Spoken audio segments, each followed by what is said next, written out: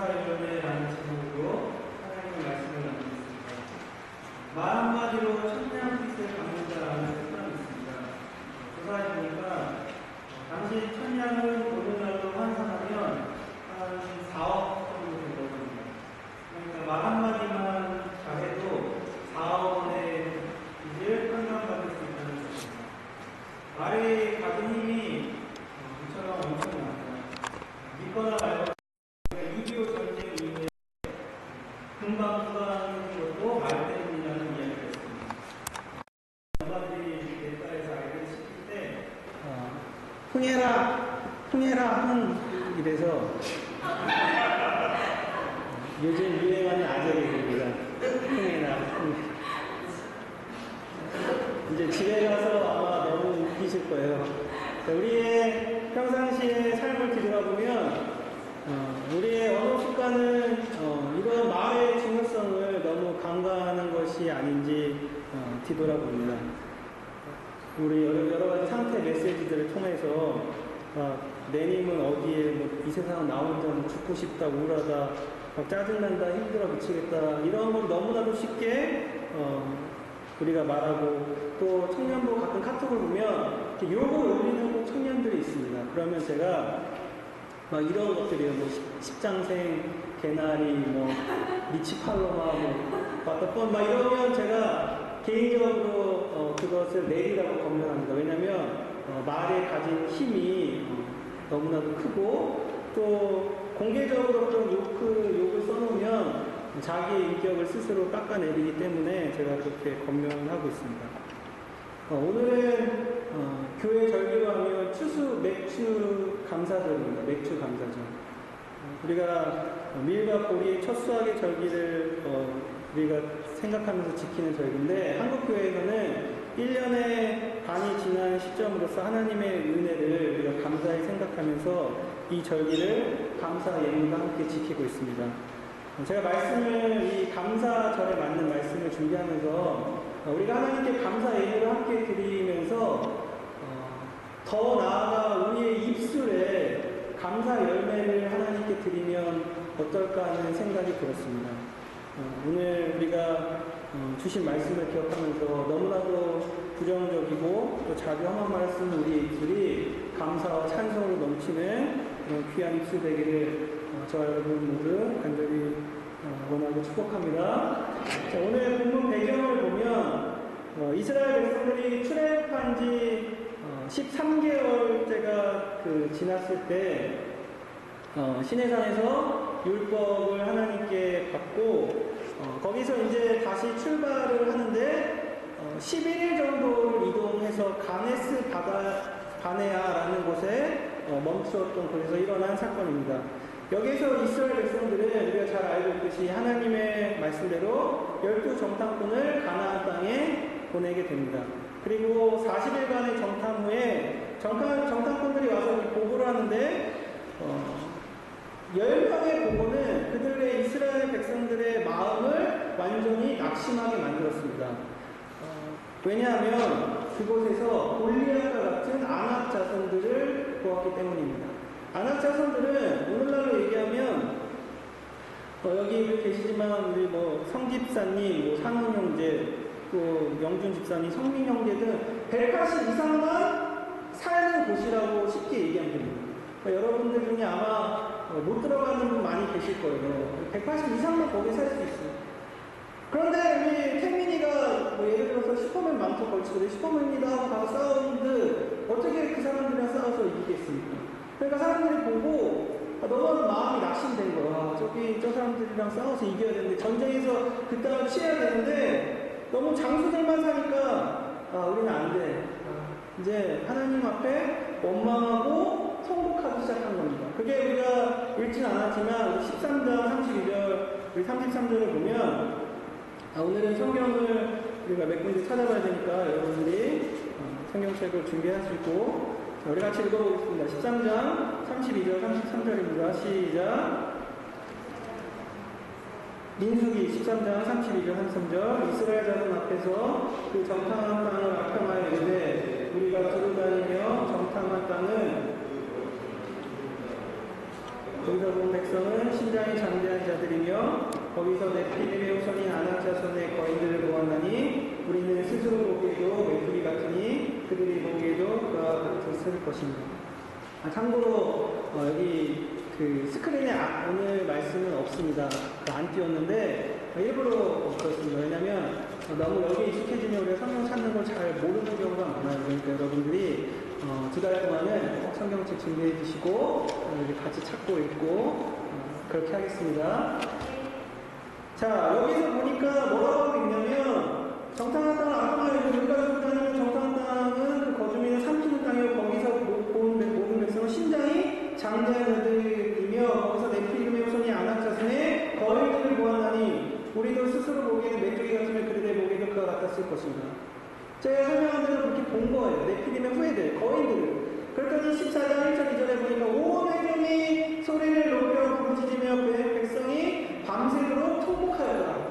이 통곡은 하나님 앞에 우리가 간절한 마음으로 기도하는 것이 아니라 원망하는 마음으로 하나님 앞에 지금 울부짖고 있는 거예요. 그러면서 2절에 보니까 이스라엘 자손이 다 모세와 아론을 원망하며 온 회중이 그들에게 이르되 우리가 애굽 땅에서 죽었거나 이 광야에서 죽었으면 좋았을 것을 어찌하여 여호와가 우리를 그 땅으로 인도하여 칼에 쓰러지게 하게 하는가. 우리 천하가 사로잡히니 애굽으로 돌아가는 것이 낫지 아니하냐. 이제 막 이렇게 하나님 앞에 원망 말도 안 되는 소리 하고 있는 하나님이 우리를 이 위해서 이렇게 죽게 됐습니다 하고 원망하며 짜증내고 하나님 앞에 욕하며 또 하나님의 이름을 멸시하고 있는 것이에요. 여기에 대한 하나님의 응답이 오늘 몇 가지가 나오는데 그 중에 하나가 우리가 읽은 그 본문입니다. 우리 다시 26절에서 28절을 다시 돌아가면 민수기 14장 여호와께서 모세와 아론에게 말씀하여 이르시되 나를 원망하는 이 악한 회중에게 내가 어떤 때까지 참으랴. 이스라엘 자손이 나를 향하여 원망하는 바 그 원망하는 말을 내가 들었노라. 누가 들었던 거요? 하나님. 내가 들었노라. 28절 그들에게 이르기를 여호와 말씀에 내 삶을 두고 맹세하노라. 너희 말이 내 귀에 들린 대로 내가 너희에게 행하리라. 행하겠다는 거예요. 하나님이 말씀하시고 너희의 그 말을 내가 직접 들었고 그 다음에 너희가 말한 그대로 내가 행하겠다는 거예요. 이게 오늘 우리가 참 주목해야 될 말씀이 바로 이것입니다. 하나님 앞에 우리가 고난과 때로는 어려운 문제 또 환난 가운데 짜증나는 상황 가운데 우리가 하나님 앞에 원망하고 통곡하는 그런 소리를 하나님께서 직접 들으신다는 거예요. 그리고 더 나아가서 하나님이 들은 대로 행하겠다는 거예요. 너희가 뱉은 입술의 말대로 그대로 행하겠다. 오늘 우리가 말씀을 통해서 얻은 첫 번째 메시지가 바로 이것입니다. 말씀의 제목처럼 우리 부제, 말하는 대로 하나님께서 들으신다는 거예요. 우리가 말하는 대로. 걱정과 염려, 짜증과 분노가 가득할 때 우리가 그래서 그때 말을 조심해야 되는 거예요. 그래 너무나도 쉽게 막 미치겠다 하고 막 욕하고 이런 비방하고 남을 비난하는 일상적인 언어들 우리가 생각지 않았지만 하나님께서 그거를 들으신다는 것입니다. 우리 같이 말씀 찾아보겠습니다. 잠언 18장 21절입니다.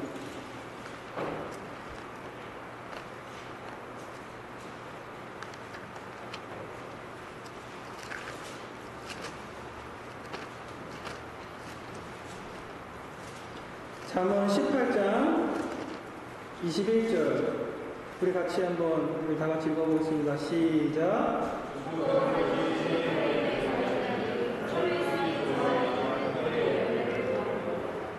지금 여기 뭐라고 이야기하고 있냐면 죽고 사는 것이 어디에 힘에 달린다고요? 혀의 힘에 달린다니 혀를 쏘기 좋아하는 자는 혀의 열매를 먹으리라. 그러니까 죽음과 삶이 우리의 이 입술에 우리의 언어에 달려있다는 것이에요. 그리고 우리가 내뱉은 말 그대로 혀의 열매를 먹는다는 거예요. 그게 우리한테 돌아온다는 거죠. 열매로 우리가 말하는 대로 하나님께서 그대로 우리 가운데 행하신다는 거예요. 그 한국 영화 중에 그 올드보이라고 있는데 그것도 결국 모티브가 말입니다, 말 한마디 잘못해서 그래서 누나가 자살하다 15년 동안 만두 준 거, 그 말 때문에 그런 거예요. 그리고 복수하는 거. 야고보서 우리 또 찾아보겠습니다. 야고보서 3장 6절입니다. 야고보서. 자, 야고보서는 우리 신약의 히브리서 다음에 있습니다.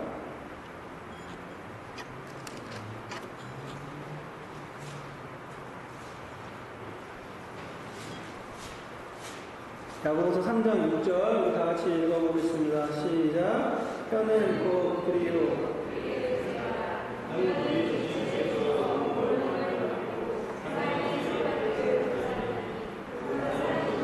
지옥불에서 나느니라. 지금 여기 뭐라고 하고 있냐면 혀는 곧 불의요 불의의 세계라고 이야기하고 있어요. 경계하는 거죠. 혀의 그 말의 힘에 대해서. 그러면서 온 지체 중에서 온몸을 더럽히고 삶의 수레바퀴를 불사른다. 삶의 수레바퀴는 인생의 전 과정을 이야기하는 것입니다. 그러니까 혀가 우리의 온몸을 더럽힐 뿐만 아니라 우리의 삶을 망칠 수도 있다라는 것입니다. 그리고 이 불의한 말은 하나님께로부터 나온 것이 아니라 그죠? 지옥불에서 악한 것들에서 지옥에서 나오는 것이라고 우리 가운데 분명히 말씀해주고 있습니다. 이 때문에 우리의 입술이, 우리의 언어가 변화되어야 되는 것이에요.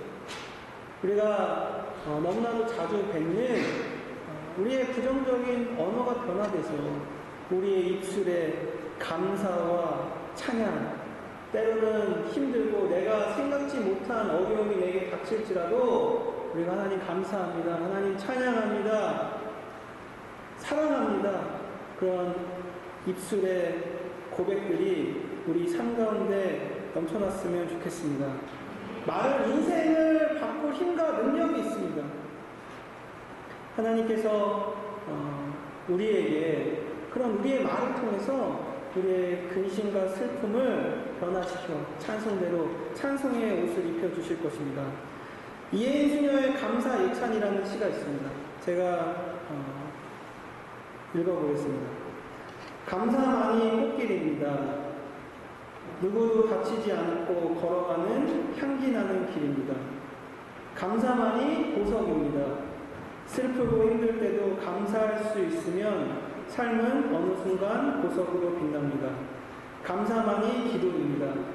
기도한 줄 외우지 못해도 그저 고맙다 고맙다 되풀이하다 보면 어느 날 삶 자체가 기도의 강으로 흘러 가만히 눈물 흘리는 자신을 보며 감동하게 됩니다.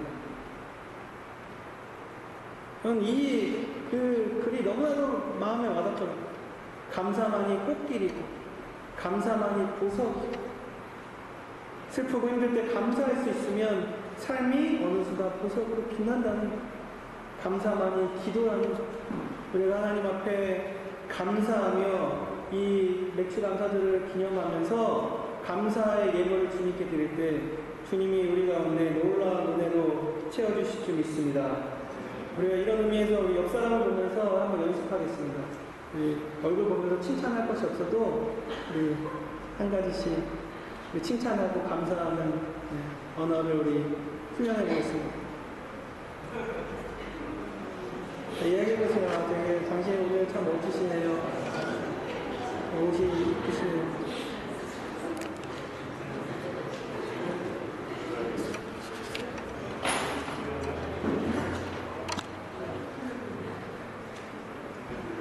자, 두 번째 메시지는 오늘 주신 말씀을 통해서 두 번째 메시지는 그러면 어떻게 우리의 그런 입술을 변화시킬 수 있을까 하는 좀 실제적이고 방법적인 것입니다. 우리 다시 민수기 14장 우리 돌아가겠습니다. 민수기 14장 36절에서 38절을 우리 같이 읽어보겠습니다.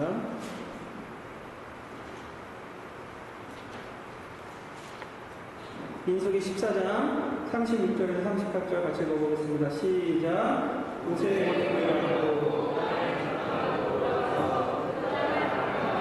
하나님이 모세를 원망하게 하사 그 땅에 악한 자들을 여호와께서 제한해 주었고 그 땅에 정탐하러 갔던 사람들 중에서 오직 눈의 아들 여호수아와 여분의 아들 오늘 말씀을 보니까 하나님이 말한 대로 정말 들으시고 행한 것이에요. 모세의 번영을 받고 땅을 정탐하고 돌아와서 그 땅을 악탐하여 오매 중에 모세를 원망하게 한 사람 곧 그 땅에 대하여 악함한 자들 여호와 앞에서 재앙으로 다 죽었다. 그리고 우리가 잘 알다시피 20세 이상으로는 가나안 땅에 못 들어갑니다. 그 강야 1세대라고 하는 1세대가 전부 다 가나안 땅에 못 들어가고 죽게 돼요. 하나님이 말씀하신 대로 너희가 뱉은 말 그대로 내가 행하겠다라는 그 말대로 하나님께서 행하심을 우리에게 보여주고, 그런데 특별히 그 땅을 정탐하러 가는 사람들에서 오직 은혜 아들 여호수아와 여분의 아들 갈렙은 생존하였다라고 성경이 우리한테 이야기하고 있습니다. 우리가 여기서 그 방법을 찾는 거예요. 그러면 왜 갈렙과 여호수아는 생존할 수 있었을까? 이들은 어떻게 하나님을 향하여 원망하지 않을 수 있었을까? 이들은 어떻게 그 똑같은 상황을 보고 똑같은 장수들을 보고 이들은 어떻게 하나님 앞에 믿음으로 선포할 수 있었을까? 그 해답이 14장 9절에 나옵니다. 민수기 14장 9절입니다. 다만 여호와를 거역하지는 말라. 또 그 땅 백성을 두려워하지 말라. 그들은 우리의 먹이라. 그들의 보호자는 그들에게서 떠났고 여호와는 우리와 함께 하시느니라. 그들을 두려워하지 말라. 여기 있는 거예요. 여호와가 우리와 함께 하신다. 그러니까 갈렙과 이 여호수아는 하나님에 대한 믿음이 있었던 거예요. 하나님이 함께 하시면 두려워하지 않아도 된다. 왜냐하면 하나님이 약속하신 그 땅을 반드시 우리에게 주실 거니까. 이 믿음에서 비롯된 거예요. 그러니까 지금 같은 장수들을 보고 같은 아낙 자손들을 보았는데 한 사람은 다른 사람들은 원망하고 하나님을 통곡하고 하나님의 이름을 멸시하는데 갈렙과 여호수아는 지금 뭐라고 얘기했냐면 그들은 먹이라 밥이라 이렇게 이야기하고 있는 거예요. 이스라엘 백성들은 스스로 메뚜기 같다고 했어요. 메뚜기. 그런데 지금 갈렙과 여호수아는 그들은 아니다. 우리가 메뚜기가 아니라 그들이 밥이야, 먹이야. 식은 죽 먹고 일단은 취할 수 있는 거는 우리 함께 나아가자 이렇게 지금 이야기하고 있는 것입니다. 이것이 우리가 붙잡아야 될 두 번째 메시지입니다. 여러분 생각해보면 우리의 상황이 변화된다고 해서 우리의 상황이 바뀐다고 해서 우리의 입술이 변화될까요? 우리의 입술이 변화될까요? 아니 그렇지 않아요. 상황이 변화되면 내가 어려운 상황에서 조금 벗어나면 또 문제가 오게 되죠. 그럼 그 문제 앞에서 또 우리가 원망하고 하나님 앞에 그래서 슬픈 거 자절로 나갈 때가 많은 거예요. 입술이 변화되는 근본적인 것은 어디에서 나오냐? 믿음에서 나오는 겁니다. 믿음에서. 하나님이랑 믿음이 있을 때, 굳건한 믿음이 있을 때 우리의 입술이 변화되고 우리 변화된 입술이 감사하는 하나님께 나가면 우리의 인생이 변화되는 거예요. 이게 아무것도 아니었지만 중요한 순서예요. 우리의 믿음을 위해서 기대해요. 여러분 한번 생각해보세요. 꿈에 그리던 이상형들, 요새 뭐 핫한 우리 송중기, 그리고 뭐 정말 잘생긴 정우성이랑 우리가 결혼했어요. 저는 우리는 아니고 좀 결혼했으니까. 누가 결혼했어요. 그러면 어떨까요, 여러분? 뭐 남자들을 위해서 또 얘기하면 송혜교, 김태희가 결혼했어요. 그럼 어떨까요? 좋겠죠. 근데 그게 계속 그럴까요? 아니에요. 우리 보통 보면 이런 말에 바뀌는 호칭들이 있어요. 처음에는 막 자기야, 막 사랑해 이러다가 이제 여보 이러다가 그 다음에 어리 이 사람 이러다가 이 사람에서 이 원수야, 이 원수는 왜 수제인지 끝나는 거죠. 그게 보통 사람들의 일상적인 삶이에요. 뭐 맨날 우리 청년들 중으로 사귀면 여보하면 계속 여보 되는 것 같아요. 절대 그렇지 않아요. 그것은 우리의 믿음에서부터 비롯돼야 됩니다. 아멘? 우리가 이 감사의 열매를 내기 위해서 그래서 이 믿음이 중요한 거예요. 우리가 하나님 앞에 믿음을 구하는 거예요.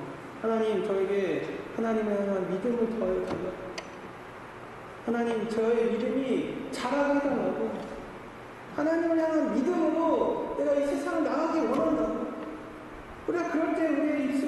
수 있는 거예요. 근데 한 가지 우리가 여담이지만 인본주의랑 믿음에서 나오는 긍정적인 감사와 긍정적인 말은 다른 것입니다. 인본주의는 뭐예요? 나는 할 수 있다. 너도 할 수 있고, 그래. 우리 감사하고 우리 함께 할 수 있어. 세상 사람들도 그렇게 얘기합니다. 긍정적인 말, 그죠? 근데 크리스천은 거기서 더 나가야 됩니다. 쉽게 예를 들면, 우리 그 문장 있잖아요. Boys be ambitious. 뭐예요? 소년들이요? 야망을 가져. 근데 우리에게는 그게 적용되는 게 아니에요. 우리에게는 뭘까요? Boys be ambitious in Christ. 주님 안에서 야망을 가져라. 이렇게 얘기해요. 그러니까 여러분, 우리가 흔히 그걸 착각하면 안 돼요. 우리가 긍정 좋다 해가지고 인본주의적인 요새 많은 그거에 빠져서 우리가 하나님 없이 마음만 되는 거, 그렇지가 않아요. 믿음에서 비롯돼야 되는 거예요, 믿음에서. 우리의 진정한 기쁨과 우리의 진정한 감사는. 겉으로 밝은 사람들 있잖아요. 겉으로 밝은 사람들. 근데 집에 가면, 그죠, 우울하고,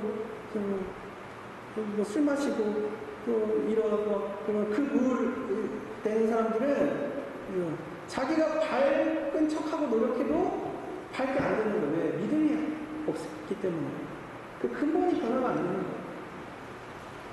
진정으로 믿음 때문에 우리가 기뻐하고 감사하고 우리의 모습이 밝아지기를 여러분 주님의 이름으로 축복합니다. 하나님이 주신 뜻은 기쁨이에요, 기쁨. 우리 데살로니가 전서 이렇게 이야기하고 있죠. 항상 기뻐하라. 쉬지 말고 기도하라. 범사에 감사하라. 범사에 감사. 이것이 너희를 하나님의 뜻이다라는 거예요. 너희를 하나님의 뜻이다. 우리가 이것을 위해 훈련되어지는 거예요. 기도해야 되는 거예요. 하나님 너에게 믿음을 주셔서 그 믿음을 말미암아 내 입술이 변해서 감사로 가득한 인생이 되게 하여 주시옵소서. 나의 슬픔과 나의 근심이 변하여 하나님을 찬양하게 하여 주시옵소서. 한 가지 예언을 말씀드리고 설교를 마치겠습니다. 이 스탠리 존스라는 선교사님이 계십니다. 그분은 50년 넘게 인도에서 사역했고 평생 6만 번이 넘는 설교를 하셨다고 합니다. 그 타임즈에서는 그래서 그를 세계에서 가장 위대한 선교사로 선정했는데, 그런데 1971년에 12월에 뇌졸중으로 쓰러져서 아무것도 할 수 없는 신세가 되었습니다. 눈에 초점이 달라져서 글을 읽을 수 없고 오른손이 마비돼서 글을 쓸 수도 없고 혼자 걸을 수 없게 된 상황이 벌어진 것입니다. 근데 그 사람이 이런 절망 같은 상황에서 하나님 저를 왜 이렇게 만드신 거예요? 하나님 왜 저에게 이런 고난을 주신 거예요? 라고 묻지 않았습니다. 원망하지 않았습니다. 대신 이렇게 고백했습니다. 변할 곳은 아무것도 없다. 참으로 감사한 사실은 나의 믿음은 조금도 흔들리지 않았다는 것이다. 하나님께 모든 것을 맡기고 기도하는 것, 그것이 바로 헛습니다. 미국 최고의 의사들은 당신은 이제 걸을 수 없습니다 라고 말했고, 인도 최고의 안과 전문의들은 나를 위해 해줄 수 있는 것은 아무것도 없다고 말했다. 그러나 나는 아무 걱정이 없다. 나는 전적으로 하나님의 손안에 있고 하나님의 손안에 있다는 것은 삶의 어떤 순간에도 해답이 계시는 그리스도 안에 있다는 것을 의미하기 때문입니다. 그는 이러한 이 믿음으로 매시 정각마다 기도했고 또 일주일 동안 금식 후 걷기 훈련을 시작했습니다. 그 딸가사이는 훈련을 시작할 때마다 이렇게 외쳤다고 합니다. 나사렛 예수 그리스도의 이름으로 일어나 걸어라. 그 원망 되신 가족들도 말이 바뀐 거예요. 믿음을 통해서. 그랬더니 어떤 일이 벌어졌는가, 기적이 일어났는데 스스로 걷기 시작한 겁니다. 미국 의료진들이 다시는 걷지 못할 거라고 했는데 그는 1km를 혼자 걷고 오르막과 내리막길도 다닐 수 있게 되었습니다. 그리고 말도 억울해서 다시 설교할 수 없었을 거라고 했지만 마지막 수능을 거둘 때까지 약 14개월 동안 50번의 설교를 했다고 합니다. 그리고 평생 사역지인 인도에서 주님의 부름을 받은 것입니다. 그러니까 어려운 순간에도 믿음을 가지고 있으니까 입술이 변화되고 삶이 변화되는 것입니다. 그리고 오늘 설교의 제목은 입술의 감사 연입니다. 말하는 대로. 왜냐하면 말은 힘과 능력이 있기 때문입니다. 그리고 하나님께서 우리가 말하는 대로 들으십니다. 그래서 우리의 입술이 짜증과 원망보다는 감사와 기쁨이 넘치는 입술이 되어야 하는 것입니다. 그런데 그 입술의 근본적인 변화는 바로 믿음에서 비롯됩니다. 하나님을 향한 굳건한 믿음이 우리의 말을 변화시키는 것입니다. 우리가 이 1년의 반을 지나면서 하나님께 참 감사한 일들이 너무 많잖아요. 자, 우리가 그런 감사함을 기억하면서 우리 남은 6개월도 하나님 앞에 감사함으로 입술에 감사 열매를 돌리는 저와 여러분들을 간절히 축복합니다. 우리 같이 찬양하고 우리 함께 기도하겠습니다.